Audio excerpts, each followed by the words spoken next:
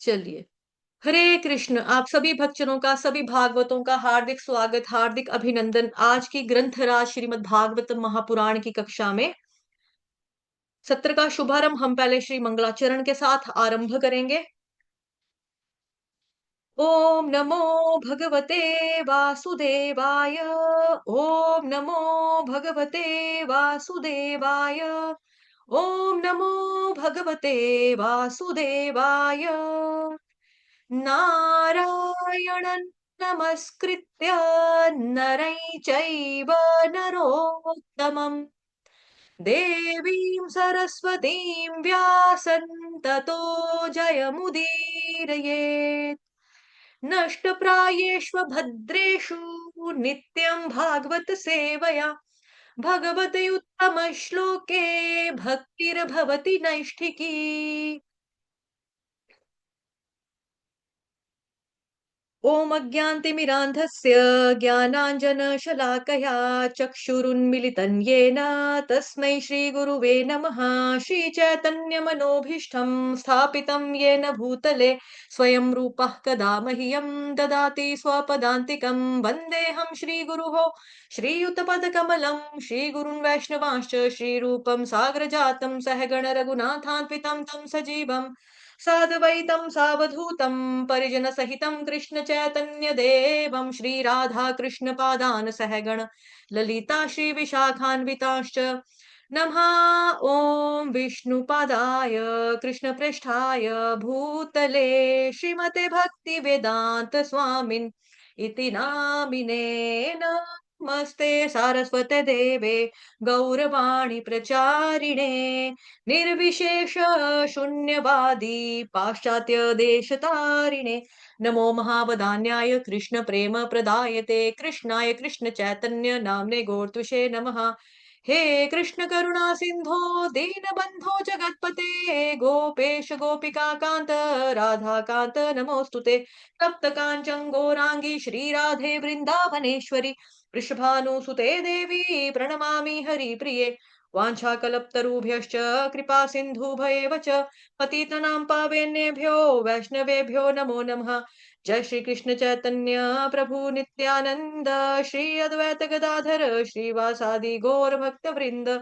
हरे कृष्ण कृष्ण कृष्ण हरे हरे हरे राम राम राम हरे हरे। हरे कृष्ण कृष्ण कृष्ण हरे हरे हरे राम राम राम हरे हरे। हरे कृष्ण कृष्ण कृष्ण हरे हरे हरे राम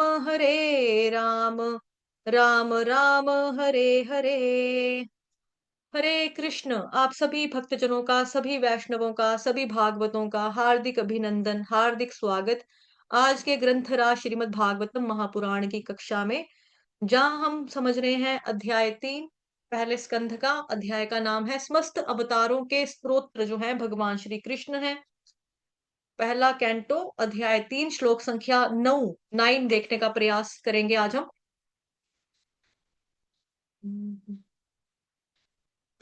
तुर्ये धर्म कला सर्गे नर नारायणा वृषि भूत स्वात्मोपशमोपेत मकरो दुश्चरन् तपः। आप लोग भी गाइए। मैं आपको ना बताती हूँ, ये वाला वर्ड लंबा बड़ा है ना, इसको तोड़ लेना थोड़ा थोड़ा। मैं बताती हूँ कैसे तोड़ेंगे इसको, ठीक है। ऊपर से ये वाला जो वर्ड है तुर्ये, तुर्ये, तुर्ये, ये नॉर्मल। धर्म, धर्म भी नॉर्मल। कला, कला भी नॉर्मल कला। सर्गे, सर्गे भी नॉर्मल, ठीक। नर, नर भी नॉर्मल है।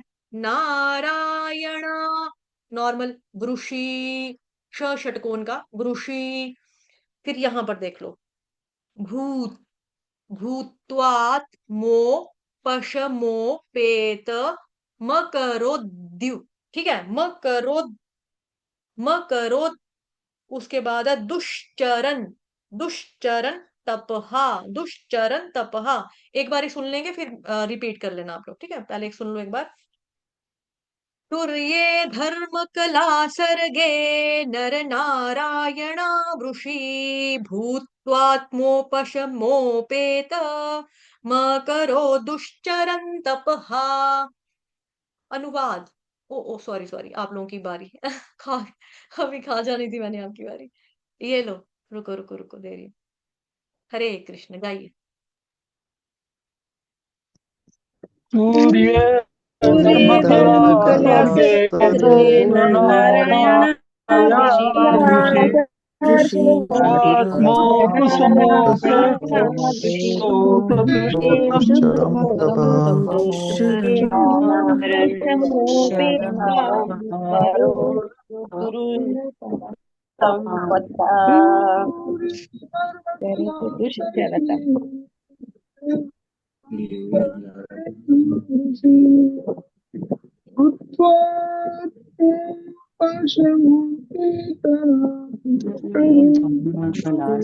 धर्म कला सर्गे नर नारायण ऋषि भूत्वात्मोपशमोपेत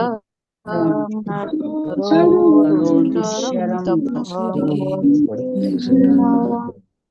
चलिए, धन्यवाद। हरे कृष्ण सभी भक्तों के लिए।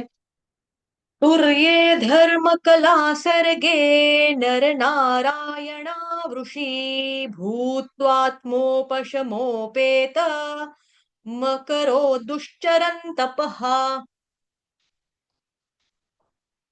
अनुवाद और तात्पर्य जगत गुरु शील प्रभुपाद द्वारा। शील प्रभुपाद की जय। चौथे अवतार में भगवान राजा धर्म की पत्नी के जुड़वा पुत्र नर तथा नारायण बने। फिर उन्होंने इंद्रियों को वश में करने के लिए कठिन तथा अनुकरणीय तपस्या की। तो चौथे अवतार के रूप में कौन आता है? नर तथा नारायण, ये दोनों आगे, ठीक है जी। चौथे अवतार के रूप में नर और नारायण ऋषि का वर्णन है। नर नारायण ऋषि ने तपस्या की, अनुकरणीय तपस्या की। क्यों की अनुकरणीय तपस्या? इन्होंने तपस्या, इन लोगों ने क्या किया? तपस्या की आकर। क्योंकि उस टाइम पर एक राक्षस था, उस टाइम पे एक असुर था। असुर का नाम था सहस्त्राक्ष। उसका नाम था सहस्त्राक्ष। और उसका क्या क्या वैरायटी थी वो असुर की, कि मतलब वो क्या करता था, हजारों प्रकार के जो कवच होते हैं ना, कवच जो हमारी रक्षा करते हैं, हजारों प्रकारों के कवचों को अपने शरीर पर धारण करके रखता था। इस वजह से ही उसका नाम जो था ये शस्त्राक्ष पड़ा हुआ था। तो चौथे प्रकार के जो अवतार के रूप में नर और नारायण ऋषि हजारों हजारों साल तक इन्होंने तपस्या की थी, तपस्या करते थे ये। और 1000 साल तपस्या करने के बाद ये जाते थे शस्त्र कवच असुर को मारने के लिए। जब भी कोई उस असुर को मारने के लिए जाता था तो उसकी 1000 सालों की तपस्या नष्ट हो जाया करती थी। सोचो, 1000 साल तपस्या करनी, फिर जाके उसके साथ लड़ना, फिर पता लगना कि हमारी तपस्या नष्ट हो गया, फिर वापस आना, वापस 1000 साल तपस्या करनी, फिर वापस 1000 साल इकट्ठे करके उसके पास लड़ने के लिए जाना। इस तरह से इनका चलता रहता था काम। 1000 वर्षों तक ये तपस्या करके नर नारायण ऋषि जाते थे, असुर को मारते थे। और जिस क्षेत्र में नर और नारायण तपस्या करते थे, वहां अगर एक वर्ष भी कोई आज भी तपस्या कर लेता ना, तो उसको 1000 तपस्या, 1000 साल मतलब जो फल मिलता है तपस्या करने का, उतना फल उसको 1 साल में प्राप्त हो जाएगा। ठीक है ना? कितनी रोचक बात आपको सुनने को मिल रही है, अब जानने को मिल रही है। अभी जो यहाँ से निकल गए, खिसक गए, अब हमारा पूरा हो गया, रीडिंग होगी, चलो भागो, भगवत गीता खत्म। तो निकल गए, उनको ये चीज कहाँ से पता लगेगी, ये फल कहाँ से पता लगेगा उनको, कि जो ये जगह है जहां पर इन नर और नारायण ऋषि ने 1000 साल तक तपस्या की, करते थे वो। 1000 इकट्ठा करना साल, उसके बाद जाके इस राक्षस से लड़ना, है ना? तो आज अगर हम उस जगह के ऊपर चले जाए, कोई भी व्यक्ति XYZ, मैं जाऊं आप जाओ, कोई भी जाए, अगर 1 साल लगातार हम वहां पे रहकर तपस्या करेंगे, हमको 1000 साल तपस्या करने का फल प्राप्त होगा। 1000 साल तपस्या करने का फल मिलेगा हमको। अब आप पूछेंगे जगह कौन सी है?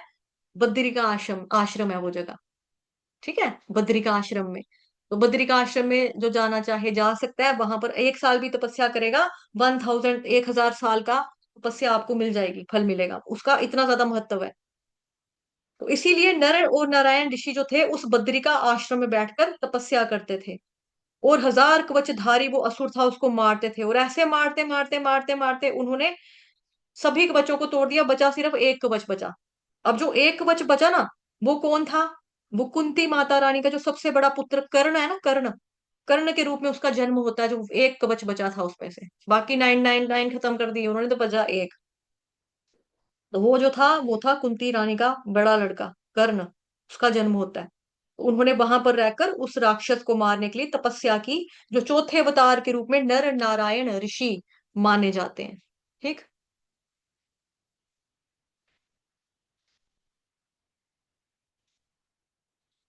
तात्पर्य जगत गुरु शील प्रभुपाद द्वारा, शील प्रभुपाद की जय। राजा ऋषभ ने अपने पुत्रों को उपदेश दिया था कि भगवान का साक्षात्कार करने हेतु या करने के लिए तपस्या ही मनुष्य का एकमात्र धर्म है। यहां से यहां तक एकमात्र धर्म है। अगर कोई मनुष्य आत्म साक्षात्कार करना चाहता है तो उसे कोई ना कोई तपस्या, कुछ ना कुछ तपस्या तो अपनी जिंदगी में अपनानी पड़ेगी। आज के समय में हम जो तपस्या करते हैं, बहुत अल्प मात्रा में तपस्या करते हैं। किसी को एक जगह पर बैठकर 16 माला करना बहुत बड़ी तपस्या आजकल किसी के लिए। देखो ना, आपको सैंपल देखने को मिल गया यहाँ पर। मैंने कल भी बोला था कि जाएगा कोई नहीं, भागवतम की कक्षा है। आज भी मैंने बोला चलिए भागवतम की कक्षा शुरू करते हैं। कैसे निकले ये 1 2 3, 1 2 का 4 हो गया एकदम से। और खेद की बात यह है, विनीता माता जी कल भी चली गई थी, विनीता माता जी आज भी चली गई थी। तो मेरे को डिवोटी ने लिखा मैसेज में, आपकी विनीता चली गई है। कल भी मेरे को बोला आपकी विनीता चली गई है, आज भी मेरे को बोला आपकी विनीता चली गई है। तो इस तरह से जब इन लोगों को सेवा दे दी जाती है ना, तो फिर इनको थोड़ा सा गुमान हो जाता है कि हमें, अब हम क्या है, हम तो, हमें तो आ गया। और आपको पता है कि मतलब पहले हमारी कक्षा का टाइम जो था, ये 8 बजे तक कक्षा चलती थी हमारी, 8 बजे तक, 8 बजे तक लोग बैठते थे यहाँ पर। आज उनको 6:30 बजे याद आ जाती है किसी की जाना है। कितनी दुखदाई बात है ये। 6:30 बजे ही आजकल लोगों को जाने की जल्दी हो जाती है कि नहीं, काम बड़ा है, काम बड़ा है। इनको 6:30 बजे कौन सा काम है इनको? माला करने के टाइम पे आना है, माला करने के लिए लेट आना है। माला करने के लिए लेट आना है, माला पूरी नहीं होगी। अगर कोई मुझे माला का अपना दिखाएगा कि मेरी माला पूरी नहीं हुई, किस लिए माला पूरी नहीं हुई तुम्हारी, कोई पूछे अगर क्यों नहीं माला पूरी की आपने, बिकॉज आप लोग उठे टाइम पर नहीं हो, इसलिए तो आपकी माला पूरी नहीं हुई है टाइम पर। जब उठेंगे लेट तो माला कहाँ से होगी पूरी? तो फिर ये माला का जो है ना, ये मतलब माला का मतलब एक मेरे को धमकी देना कि मेरी माला नहीं हुई थी इसलिए मैं चली गई थी जी, मेरी माला रह जाती थी। समय के ऊपर उठेंगे तो माला भी आराम से हो जाती है। 16 माला किसी की नहीं जाती। 3 से लेकर आप यहाँ पर 6:15 बजे तक बैठते हो, 3 से 6:15 में कोई बच्चा ऐसा नहीं होगा जिसके 16 माला पूरी नहीं हो सकती, आराम से हो जाती है। 16 छोड़ के यहाँ पे हमारे ग्रुप में 64 64 लोग हैं जो माला करते हैं। 64 राउंड्स की जो लोग हैं माला करने वाले हैं हमारे, हैं सामने बैठे हुए ग्रुप में। तो इस तरह से ऐसे करना, ये चीज कितना कितना गलत है। तो तपस्या करना, देखो ना कि लोगों को 16 माला करना, सुबह उठना, ये कितना टफ लगता है। सुबह उठेंगे, 16 माला करेंगे, है ना, नहाएंगे, भोग लगाएंगे। नहाने के लिए भी आपको मालूम है कि कितने प्रश्न आते हैं। नहाना जरूरी है? माता जी नहाना जरूरी है क्या? नहाना जरूरी है? कितने लोग, कल ही पूछा था, आई थिंक, पता नहीं कौन से वाले बैच में किसी डिवोटी ने पूछा था, नहाकर नहाकर करना जरूरी है? बेड पे लेट कर नहीं कर सकते? तो इतना मुश्किल लग रहा है। सोचो उन लोगों के बारे में जो जंगलों में चले जाते थे तपस्या करने के लिए, गुफा में, कुटिया में, शेर वाली गुफाओं के आगे पीछे उन्होंने रह रहकर तपस्या करनी। मतलब कि वो डर भी नहीं लगना, क्योंकि भगवत गीता में आता है ना आपका अष्टांग योग में, जो तपस्वी ऐसे चला जाता है तपस्या करने, उसको डरना नहीं चाहिए। है ना आंखें पूरी बंद करनी, ना आंखें छोटी सी बंद करनी। पूरी बंद करेंगे तो सो जाएंगे, थोड़ी सी बंद करेंगे तो ये खोल के रखेंगे तो ध्यान भटकेगा, इधर उधर आंखें आंखें जाएंगी हमारी। तो इस तरह से कितनी सारी चीजें बताई हैं। लेकिन आप देखो अपनी तपस्या आप मिलाओ, अब मैच करो, कितने पानी में है हम लोग, कितने ज्यादा पानी में हैं, अपने आप को चेक करो। ये हम हमारी टेस्ट है एक तरह का ये, अपने आप को चेक करना। ठीक है। तो ये कलयुग में क्या है, मनुष्य का एकमात्र धर्म क्या है? तपस्या करना। तो मतलब हमें किसी भी युग में अगर हम है ना, किसी भी युग में आत्म साक्षात्कार का जो भी प्रोसेस है XYZ, उसमें इंसान को कोई ना कोई तपस्या अपनी जिंदगी में अपनानी ही पड़ती है। तो आज के समय में हम जो भी तपस्या करते हैं, बहुत स्मॉल मात्रा में करते हैं, अल्प मात्रा में करते हैं। कल जैसे एक बच्चे ने मेरे को, डिवोटी ने पूछा शाम वाले बैच में कि भाई माता जी 16 माला मतलब कि भगवान ने गीता में क्या बोला है, कितनी कितना करना चाहिए, कितना करना चाहिए? तो मैंने उसको बोला गीता में तो भगवान कह रहे हैं सततं कीर्तयन्तो माम यतन्तः दृढव्रताः, कि पूरा सततं कीर्तयन्तो, 24x7 करो। नित्य युक्ता उपासते, 24/7 करो। इनको 20 मिनट निकाल के बैठना मुश्किल लगता है, क्या इनकी तपस्या तपस्या मानी जा रही है? फिर सोचो, जिसकी 16 माला अभी तक नहीं हुई है, क्या वो तपस्या कर रहा है? जो सुबह 8 बजे उठेगा, 9 बजे उठेगा, क्या वो व्यक्ति तपस्या कर रहा है? नहीं, नहीं नहीं है ना। फिर ये तपस्या का तो स्तर ही नहीं है अभी हमारा। तो हमें भागवतम महापुराण बेसिकली है ही सुधरने के लिए, अपने आप को चेंज करने के लिए। इसके बारे में चलो आप मुझे याद करवाना चेंज कैसे, तो मैं बाद में आपको इसके बारे में कथा सुनाऊंगी छोटी सी, ठीक है। तो आजकल मैं बता रही थी कि लोगों को एक जगह बैठकर 16 माला करनी भी बड़ी प्रॉब्लम लगती है। किसी को प्रसाद बना हुआ मिलता है, उसको सिर्फ महाप्रसादे गोविंदे इतना बोलकर पढ़कर खाना है। तो वो क्या बोलेगा, वो पूरा मंत्र भी नहीं बोलती है दुनिया। श्री विष्णु हरि हरि हरि हरि हरि हरि, चलो मुंह में खाओ, हरि बोल, प्रसाद आए हरि बोल, चलो खाओ, चलो घर अपने वापस।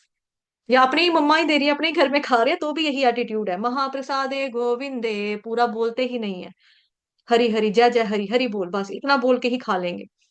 हम इतने आलसी हैं कि भोजन का जो मंत्र हमको बताया है, हम वो भी पूरा नहीं बोलते। हम सीधा ही भोजन ग्रहण करने लगते हैं। वो भोजन आपके सामने आ जाए, आप उसको भोजन ना समझकर प्रसाद के रूप में ग्रहण करते हैं। तो ये तो बहुत बड़ी तपस्या है। सुबह उठकर स्नान करना बहुत बड़ी तपस्या है। कोई पूरी जिंदगी प्रसाद खाना है, मैं इसी चीज को धारण कर लूंगा, इसी चीज का प्रण ले लूंगा कि मैंने सारी जिंदगी प्रसाद ही पाना है, प्रसाद के अलावा मैंने बाकी बाहर की कोई चीज नहीं खानी, गंदी चीज कोई नहीं खानी। खाली अपने घर का जो प्रसाद भगवान जी को भोग लगाएंगे वही हम खाएंगे। ये भी बहुत बड़ी तपस्या है। तो कुछ ना कुछ तपस्या हमको अपनी जिंदगी में, अपने जीवन में अवश्य धारण करना चाहिए। अतएव हमें शिक्षा देने के लिए भगवान ने स्वयं आदर्श प्रस्तुत किया। आदर्श प्रस्तुत करते स्वयं ऐसा किया।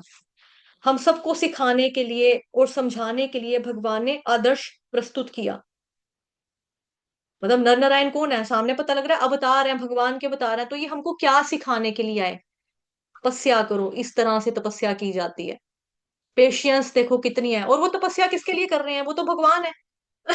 उनको तपस्या क्या करनी है? उनको भगवत धाम जाना है क्या तपस्या करके?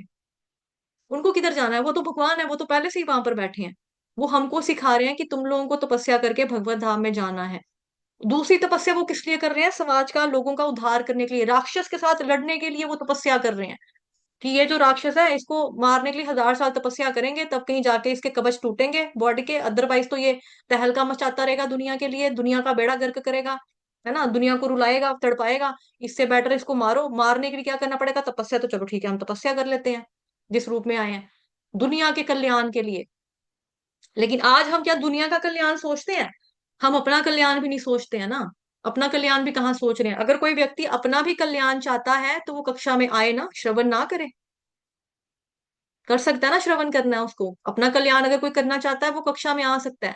दूसरे व्यक्ति का कल्याण करना चाहता है तो वो उसको कक्षा का लिंक दे सकता है कि वहां पे भागवतम पढ़ाई जाती है, भगवत गीता पढ़ाई जाती है, फ्री में पढ़ाते हैं, कोई पैसा नहीं लेते, चल तू भी सुन ले, कल्याण होगा। हम क्या चाहते हैं? हमको कोई बोलते कल्याण भव।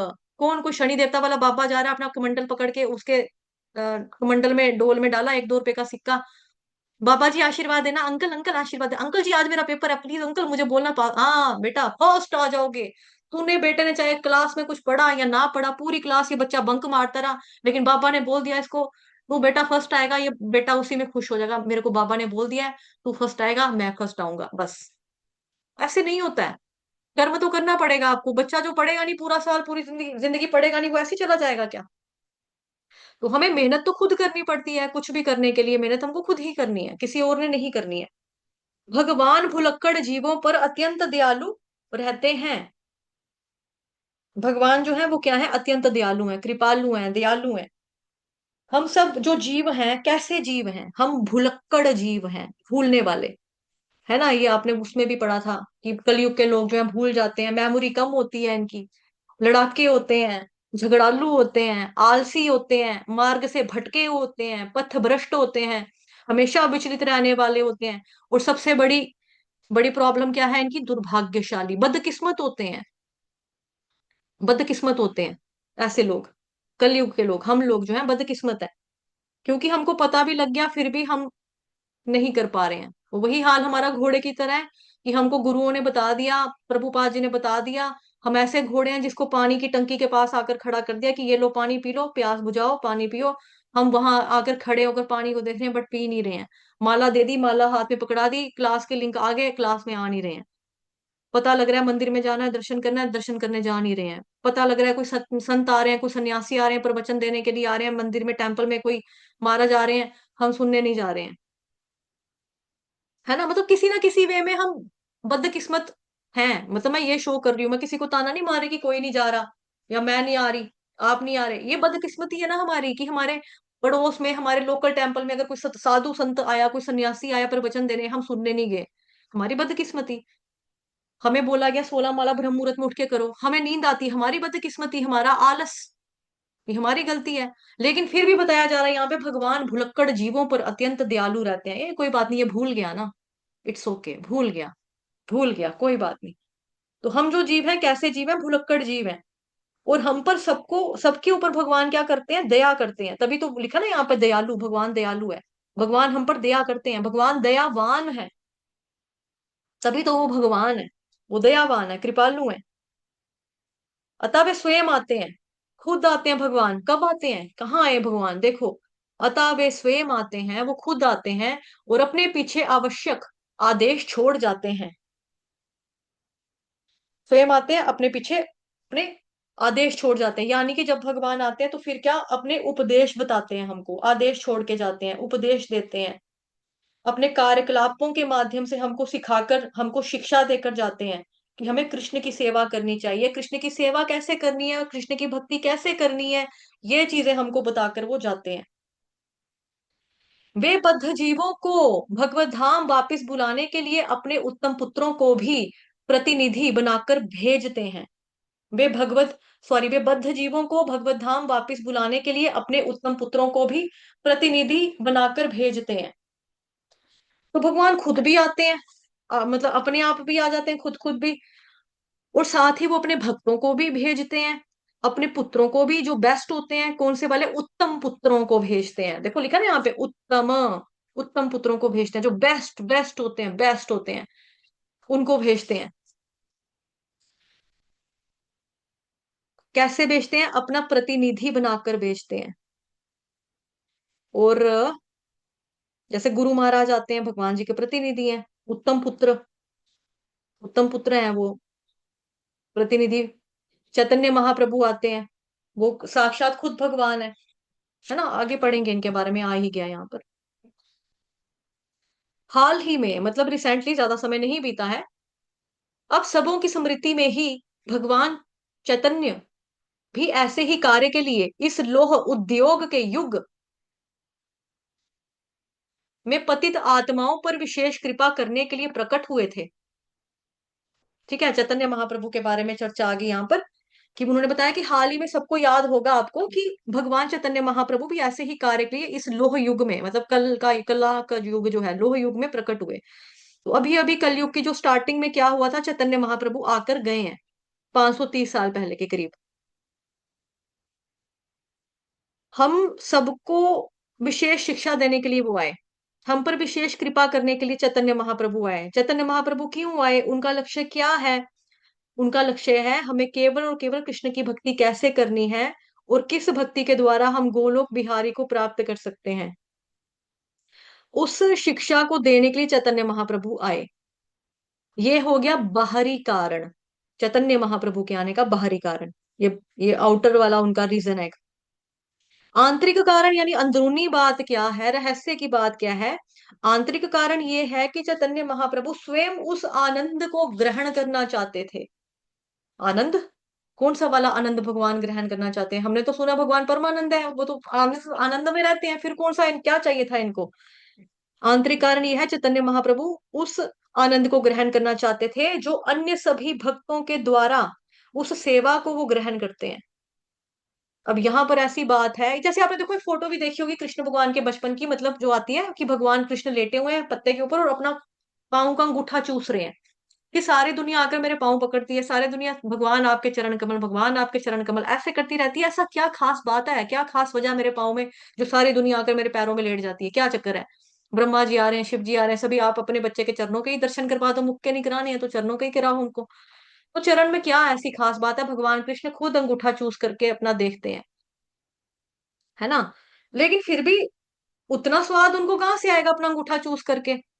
किसी को क्या टेस्ट आएगा? नहीं आएगा ना।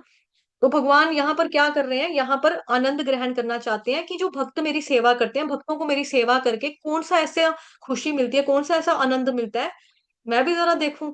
तो यहाँ पर बात क्या होगी कि गुलाब जामुन खुद अपने आप को खाना चाह रहा है। अगर गुलाब जामुन है या मिठाई कोई भी ले लो, आप जलेबी जलेबी बोले, मैं क्यों जाऊं तेरी प्लेट में, मैं क्यों जाऊं तेरे मुंह में, मैं अपने आप को खाऊंगी। मैं अपने आप को खा के देखूंगी मैं कितनी मीठी लगती हूँ अपने आप को। तो जलेबी क्या अपने आप को खा सकती है? गुलाब जामुन, आइसक्रीम, क्या ये मीठी चीजें, मीठी वस्तुएं अपने आप को खा सकती हैं खुद से? कैसे खा सकती हैं? यहाँ पर लेकिन यही बात हो रही है कि गुलाब जामुन अपने आप को खाकर अपना टेस्ट करना चाहता है, लेकिन वो खा नहीं सकता, क्योंकि अभी वो भोक्ता बना हुआ है।